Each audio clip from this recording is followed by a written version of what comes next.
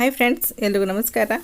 ನನ್ನ ಚಾನಲ್ಗೆ ಹೊಸಬ್ರಾಗಿದ್ದರೆ ಈಗಲೇ ಸಬ್ಸ್ಕ್ರೈಬ್ ಮಾಡ್ಕೊಳ್ಳಿ. ಹಾಗೆ ಪಕ್ಕದಲ್ಲಿ ಕಾಣೋಂಥ ಬೆಲ್ ಐಕನ್ನ ಪ್ರೆಸ್ ಮಾಡಿ ಆಲ್ ಅನ್ನೋದನ್ನು ಸೆಲೆಕ್ಟ್ ಮಾಡಿದ್ರೆ ನನ್ನೆಲ್ಲ ವೀಡಿಯೋಗಳ ನೋಟಿಫಿಕೇಷನ್ ನಿಮಗೆ ಉಚಿತವಾಗಿ ಬರುತ್ತೆ. ಈಗ ಬಟಾಣಿ ಸೀಸನ್ ಆಗಿರೋದ್ರಿಂದ ಬಟಾಣಿ ಸಿಕ್ಕಿದಾಗ ನೀವು ವರ್ಷಕ್ಕಾಗಷ್ಟು ಸ್ಟೋರ್ ಮಾಡ್ಕೊಳ್ಬೋದು. ತುಂಬ ಸಿಂಪಲಾಗಿ ಸ್ಟೋರ್ ಮಾಡ್ಕೊಳ್ಬೋದು. ಬಟಾಣಿ ತಂದಾಗ ನಮಗೆ ಬಲ್ತಿರೋದು ಹೇಳಿದ್ದನ್ನು ಸಪ್ರೇಟ್ ಮಾಡ್ಕೋಬೇಕಾಗುತ್ತೆ ತುಂಬ ದಿನ ಸ್ಟೋರ್ ಮಾಡೋದಿದ್ರೆ. ಇಲ್ಲ ಡೈಲಿ ಉಪಯೋಗಿಸ್ಕೊಳ್ತೀವಿ ಬೇಗ ಅನ್ನೋದಾದರೆ ಎರಡನ್ನೂ ಜೊತೆಯಲ್ಲೇ ಸ್ಟೋರ್ ಮಾಡ್ಕೊಳ್ಬಹುದು. ಈಗ ಬಟಾಣಿ ಬಿಡಿಸ್ಬೇಕಾದಾಗ ಒಂದು ಟ್ರಿಕ್ಸ್ ಇದೆ. ನೀವು ಬುಡದ ಕಡೆಯಿಂದ ಬಿಡಿಸೋದಕ್ಕಿಂತ ತುದಿ ಕಡೆಯಿಂದ ಬಿಡಿಸ್ಕೊಳ್ಳಿ. ತುಂಬ ಈಸಿಯಾಗಿ ಬೀಜಗಳು ಬರುತ್ತೆ ಮತ್ತು ಒಂದೇ ಸಲ ಓಪನ್ ಆಗುತ್ತೆ.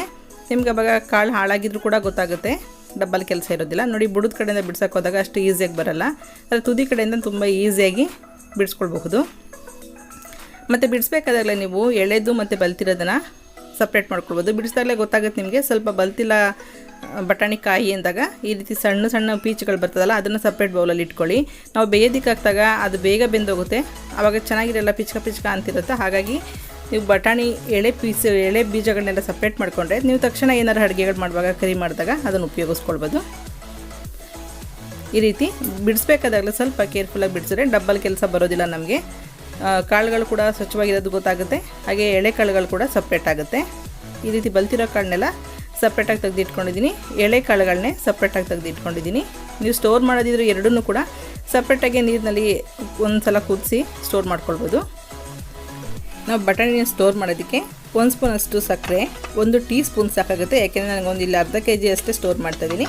ಹಾಗೆ ಐಸ್ ಕ್ಯೂಬ್ಸ್ ಬೇಕಾಗುತ್ತೆ. ಐಸ್ ಕ್ಯೂಬ್ಸ್ನೆಲ್ಲ ಒಂದು ಬೌಲ್ಗೆ ಹಾಕ್ಕೊಳ್ಳೋಣ. ಅದಕ್ಕೊಂದು ಅರ್ಧ ಲೀಟ್ರ್ ನೀರು ಹಾಕಿ ಒಂದು ಕಡೆ ಸೈಡಿಗೆ ಇಟ್ಕೊಳ್ಳೋಣ. ಕ್ವಾಂಟಿಟಿ ಕಡಿಮೆ ಇರೋದ್ರಿಂದ ನಾನು 1 ಸ್ಪೂನಷ್ಟು ಸಕ್ಕರೆ ಮಾತ್ರ ಉಪಯೋಗಿಸ್ಕೊತೀನಿ. ಟೀ ಸ್ಪೂನ್ ಇದು, ಟೇಬಲ್ ಸ್ಪೂನ್ ಅಲ್ಲ. ನಾರ್ಮಲ್ ಊಟ ಸ್ಪೂನಲ್ಲಿ 1 ಸ್ಪೂನ್ ಹಾಕಿದ್ರೆ ಸಾಕು. ನೀರು ಕುದೀತಾ ಇರೋದಕ್ಕೆ ಸಕ್ಕರೆ ಹಾಕಿಬಿಟ್ಟು ಆನಂತರ ನಾವು ಬಲ್ತಿರೋಂಥ ಬಟಾಣಿ ಕಾಳುಗಳನ್ನೆಲ್ಲ ಹಾಕ್ಕೊಳ್ಳೋಣ. ಇದನ್ನು ತುಂಬ ಕುದಿಸ್ಬೇಕಾಗಿಲ್ಲ. ಈ ಕಾಳೆಲ್ಲ ಈಗ ನೀರಿಗೆ ಹಾಕಿದ ತಕ್ಷಣ ಕೆಳಗಡೆ ಕೂತ್ಕೊಂಡೈತೆ. ಈಗ ಒಂದು ಸ್ವಲ್ಪ ಬಿಸಿ ಆಗ್ತಾ ಇದ್ದಂಗೆ ನೀರು ಕಾಳೆಲ್ಲ ಈ ರೀತಿ ಮೇಲ್ಗಡೆ ಬರುತ್ತೆ. ಕಾಳೆಲ್ಲ ಈ ಥರ ಮೇಲ್ಗಡೆ ಬಂದು ಕುದಿಯೋಕ್ಕೆ ಸ್ಟಾರ್ಟ್ ಆಗ್ತಾ ಇದೆ ಅಂದವಾಗಲೇ ನಾವು ಸ್ಟವ್ ಆಫ್ ಮಾಡಿಬಿಟ್ಟು ಕಾಳನ್ನೆಲ್ಲ ತೆಗೆದು ತಣ್ಣೀರಿಗೆ ಹಾಕೋಬೇಕಾಗತ್ತೆ. ನೋಡಿ, ಎಲ್ಲ ಕಾಳು ಮೇಲೆ ಬಂದುಬಿಟ್ಟಿದೆ. ನೀವು ಎಷ್ಟೇ ಕ್ವಾಂಟಿಟಿ ಮಾಡಿದ್ರು ಸೇಮ್ ಟಿಪ್ಸ್ ಇದು. ನನಗಿಲ್ಲಿ ಕಾಳು ಒಂದು ಅರ್ಧ kg ಅಷ್ಟೇ ಸಿಕ್ಕಿದೆ. ತುಂಬ ಎಳೆ ಬೀಜನೇ ಸಿಕ್ಕಿರೋದ್ರಿಂದ ಬಲ್ತಿರೋ ಕಾಳನ್ನ ಸಪ್ರೇಟ್ ಮಾಡ್ಕೊಂಡಿದ್ದೀನಿ. ಇದೇ ನೀರಿಗೆ ಆನಂತರ ನಾನು ಆ ಎಳೆ ಸಣ್ಣ ಕಾಳುಗಳು ಕೂಡ ಹಾಕ್ಕೊಳ್ತೀನಿ. ಎರಡನ್ನೂ ಜೊತೆಯಲ್ಲೇ ಕುದಿಸ್ಬಿಟ್ರೆ ಇದು ಕುದಿಯೋಷ್ಟರಲ್ಲಿ ಅದು ಬೆಂದೋಗುತ್ತೆ. ಹಾಗಾಗಿ ಅದನ್ನು ಸಪ್ರೇಟ್ ಮಾಡ್ಕೊಂಡಿದ್ದೀನಿ.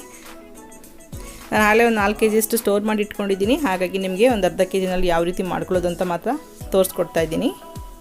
ನೀವು ಇದನ್ನು ವರ್ಷದ ತನಕ ಕೂಡ ಸ್ಟೋರ್ ಮಾಡ್ಕೊಳ್ಬೋದು. ನೋಡಿ, ಈ ಥರ ಕಾಳುಗಳೆಲ್ಲ ನೀರಿಂದ ಮೇಲ್ಗಡೆ ಬಂದ ತಕ್ಷಣ ಸ್ಟವಿಂದ ಕೆಳಗಡೆ ಇಳಿಸ್ಕೊಳ್ಳಿ. ನಂತರ ಕೋಲ್ಡ್ ವಾಟರ್ ಇತ್ತಲ್ಲ, ಐಸ್ ಕ್ಯೂಬ್ಸ್ ವಾಟರ್, ಅದಕ್ಕೆ ಈ ಕಾಳುಗಳನ್ನೆಲ್ಲ ಹಾಕ್ಕೊಳ್ಳೋಣ. 2 ನಿಮಿಷನೇ ಬೇಕಾಗಲ್ಲ, 1 ರಿಂದ 1.5 ನಿಮಿಷದೊಳಗಡೆ ಈ ಕಾಳೆಲ್ಲ ಬಂದುಬಿಡುತ್ತೆ. ಕ್ವಾಂಟಿಟಿ ಕಡಿಮೆ ಇರೋದ್ರಿಂದ ನೀವು 2 kg 3 kg ಮಾಡ್ತೀವಿ ಅಂದರೆ ಕರೆಕ್ಟಾಗಿ ಟೈಮ್ ನೋಡಿಕೊಂಡು 2 ನಿಮಿಷ ಬಿಟ್ಕೊಂಡ್ರೆ ಸಾಕು. ತುಂಬ ಕುದಿಯೋದಕ್ಕೆಲ್ಲ ಬಿಡಬಾರ್ದು. ನಾನು ಹೇಳ್ದಂಗೆ ನೀರಿಂದ ಮೇಲ್ಗಡೆ ಕಾಳು ಬರ್ತಾ ಇದ್ದಂಗೆ ಸ್ಟವ್ ಆಫ್ ಮಾಡಿದ್ರೆ ಸಾಕು. ಈಗ ತಣ್ಣೀರಿನಲ್ಲಿ ಕೂಡ ಒಂದು 3-4 ನಿಮಿಷದಷ್ಟು ತಣ್ಣಗಾಗಲಿ ಐಸ್ ಕ್ಯೂಬ್ಸ್ ವಾಟರ್ನಲ್ಲಿ ಬಿಟ್ಬಿಡೋಣ. ನಾನು ಸೇಮ್ ಅದೇ ನೀರು ಇತ್ತಲ್ಲ, ಅದೇ ಬಿಸಿನೀರಿಗೇ ಮತ್ತು ಸಣ್ಣ ಕಾಳುಗಳಿದ್ವಲ್ಲ, ಎಳೆ ಕಾಳುಗಳನ್ನೆಲ್ಲ ಹಾಕ್ಕೊಂಡು ಅದನ್ನು ಕೂಡ ಇದೇ ಟಿಪ್ಸ್ನಲ್ಲಿ ಫಾಲೋ ಮಾಡಿದ್ದೀನಿ. ಒಂದು 3/4 ನಿಮಿಷ ಆದರೆ ಸಾಕು. ಇದು ಸಣ್ಣ ಕಾಳಿರೋದ್ರಿಂದ ನೀರಿಗೆ ಹಾಕ್ತಾ ಇದ್ದಂಗೆ ಅವು ಮೇಲ್ಗಡೆ ಬಂದುಬಿಡ್ತವೆ. ತುಂಬ ಸಣ್ಣ ಕಾಳಿರೋದ್ರಿಂದ ಇದನ್ನು ಕುದಿಸೋ ಅವಶ್ಯಕತೆಯೇ ಇರೋದಿಲ್ಲ. ಇದನ್ನು ಕೂಡ ಒಂದು ಸ್ವಲ್ಪ ಕೋಲ್ಡ್ ವಾಟರ್ನಲ್ಲಿ ಹಾಕ್ಕೊಳ್ತಾ ಇದ್ದೀನಿ. ಅದನ್ನು ಕೂಡ ಸಪ್ರೇಟಾಗಿ ಸ್ಟೋರ್ ಮಾಡ್ಕೊಳ್ತೀನಿ. ಈಗ ಕೋಲ್ಡ್ ವಾಟರಿಂದ ಒಂದು 3-4 ನಿಮಿಷ ಕೂಲಾಗಿದೆ. ಈಗ ಒಂದು ಬಟ್ಟೆ ಮೇಲೆ ಹಾಕ್ಕೊಳ್ಳೋಣ. ನೀರೆಲ್ಲ ಸೋರಿಸಿ ಒಂದು ಬಟ್ಟೆ ಮೇಲೆ ಹಾಕ್ಕೊಂಡು ಅದನ್ನು ಕೂಡ ಒಂದು ಫ್ಯಾನ್ ಕೆಳಗಡೆ ಕೂಡ ಇಟ್ಕೊಳ್ಬೋದು ಒಂದು 10 ನಿಮಿಷ, ಅಥವಾ ಬಟ್ಟೆ ಮೇಲೆ ಕೂಡ ಸ್ವಲ್ಪ ತೇವಾಂಶ ಎಲ್ಲ ಹಾರೋ ತನಕ ಇಟ್ಕೊಂಡು ನಂತರ ನಾವು ಸ್ಟೋರ್ ಮಾಡಿ ಫ್ರೀಝರ್ನಲ್ಲಿ ಇಟ್ಕೋಬೇಕಾಗುತ್ತೆ. ನೀವು 1 ವರ್ಷ ತನಕ ಇಟ್ಟರು ಕೂಡ ಕಲರ್ ಕೂಡ ಇದೇ ರೀತಿ ಇರುತ್ತೆ. ತುಂಬ ಚೆನ್ನಾಗಿರುತ್ತೆ ಕಾಳು. ನಾವು ಇದೇ ಹಸಿ ಬಟಾಣಿನ ನಾವು ಯಾವುದೇ ರೀತಿ ಈ ಪ್ರೊಸೀಜರ್ನ ಫಾಲೋ ಮಾಡಿದೆ ಹಾಗೆ ಫ್ರಿಜ್ನಲ್ಲಿ ಇಟ್ಟರೆ ಮೊಳಕೆ ಬಂದುಬಿಡುತ್ತೆ. ಇಲ್ಲಾಂದರೆ ಎಲ್ಲ ಮೇಲೆಲ್ಲ ಅದು ಇದ್ರ ಸ್ಕಿನ್ ಏನಿದೆ ಇದೆಲ್ಲ ಸ್ವಲ್ಪ ಲೋಪಡಿ ಥರ ಬಂದುಬಿಡುತ್ತೆ. ಹಾಗಾಗಿ ಈ ರೀತಿ ಕುದಿಸಿ ನೀವು ಸ್ಟೋರ್ ಮಾಡಿಕೊಂಡ್ರೆ ನೀವು ಯಾವಾಗೇ ತೊಗೊಂಡು ಬನ್ನಿ ಕಾಳು, ಸ್ವಲ್ಪ ಅವರೆಕಾಯಿ ಮುಗಿದ ತಕ್ಷಣ ಡಿಸೆಂಬರ್ ಜನವರಿ ತಿಂಗಳಲ್ಲೆಲ್ಲ ತುಂಬ ಕಡಿಮೆ ಇರುತ್ತೆ ರೈಟ್ ಇದ್ರದ್ದು. ಅವಾಗ ತೊಗೊಂಡು ಬಂದು ಈ ರೀತಿ ಸ್ಟೋರ್ ಮಾಡಿಕೊಂಡ್ರೆ 1 ವರ್ಷ ತನಕ ಆಗುತ್ತೆ ನಿಮಗೆ. ಈ ಥರ ಜಿಪ್ಲಾಕ್ ಕವರ್ ಆದರೂ ಪರವಾಗಿಲ್ಲ, ಪ್ಲಾಸ್ಟಿಕ್ ಬಾಕ್ಸ್ಗಳಾದರೂ ಪರವಾಗಿಲ್ಲ, ಅಥವಾ ಮಾಮೂಲಿ ನಾರ್ಮಲ್ ಕವರ್ಗಳಲ್ಲಿ ಕೂಡ ಕಟ್ಬಿಟ್ಟು ಫ್ರೀಝರ್ನಲ್ಲಿ ಇಟ್ಕೊಳ್ಬೋದು. ನೋಡಿ, ಕಲರ್ ಎಷ್ಟು ಚೆನ್ನಾಗಿ ಕಾಣ್ತಿದೆ. ನಾನು ಹೋದ ವರ್ಷ ಮಾಡಿದ್ದು ಇನ್ನೂ ಸ್ವಲ್ಪ ಇದೆ, ಈ ವರ್ಷ ಕೂಡ ಸ್ಟೋರ್ ಮಾಡಿ ಇಟ್ಕೊಂಡಿದ್ದೀನಿ. ಈ ರೀತಿ ನೀವು ಒಂದು ಸಲ ಸ್ಟೋರ್ ಮಾಡಿಕೊಂಡ್ರೆ 1 ವರ್ಷಕ್ಕಾಗಷ್ಟು ನಿಮಗೆ ಎಷ್ಟು ಬೇಕಾಗುತ್ತೆ ಒಂದು 4-5 kg ತೊಗೊಂಡು ಬಂದರೆ ಆರಾಮಾಗಿ ಸ್ಟೋರ್ ಮಾಡ್ಕೊಳ್ಬೋದು. ಓಕೆ ಫ್ರೆಂಡ್ಸ್, ಈ ವಿಡಿಯೋ ಇಷ್ಟ ಆಯ್ತು ಅಂತ ಅಂದ್ಕೊತೀನಿ. ಇಷ್ಟ ಆದರೆ ಲೈಕ್ ಮಾಡಿ, ಶೇರ್ ಮಾಡಿ, ಸಬ್ಸ್ಕ್ರೈಬ್ ಮಾಡಿ. Okay, bye, thank you.